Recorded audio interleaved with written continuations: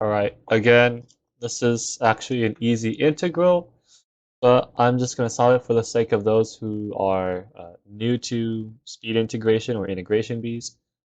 So this is a very common trick. I think in physics they call it King's rule. King's rule. I think that's what they call it. King's rule.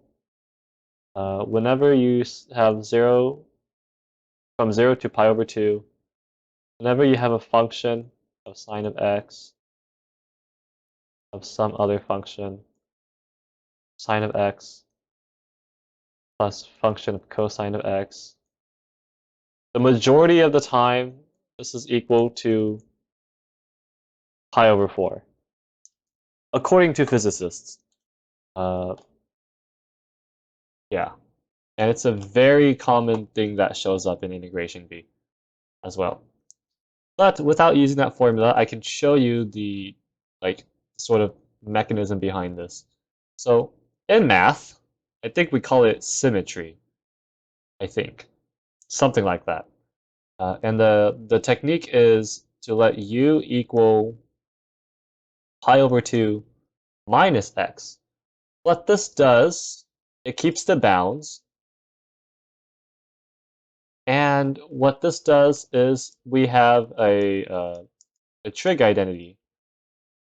Pi over 2 minus x, this equals to cosine of x. And cosine of pi over 2 minus x equals to sine of x. So what it does is it kind of flips it around. So when we get back to u form, right, because if you let x is equal to pi over 2 minus u. And so what this does, when we do the substitution, we get like the other way around. I'm just gonna, I'll just write the whole thing. Okay. Oh, you know what? Let me make it easier to see. I'll just make it easier to see for those who are new. Okay. So then, uh, what we do is this denominator and this denominator, they are the same function. Ignore the u and x; those are just variables. But yeah, this because what happens is we can add this. Why can we add this? Because our bounds are the same thing, so we can add this.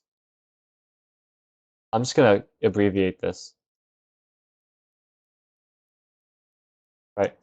We can add these two together. So this, we're gonna call this I for integral. This is I and this is I. So 2I is equal to, from 0 to pi over 2, we get ln cosine plus ln of sine. And then the denominator is literally the exact same thing. But because of that, it cancels out. So we get like 1, which equals to x from 2 pi 0. So 2I is equal to 2 pi. Wait, no, that's not right. Where did I get 2 pi from? I don't know why I wrote 2 pi.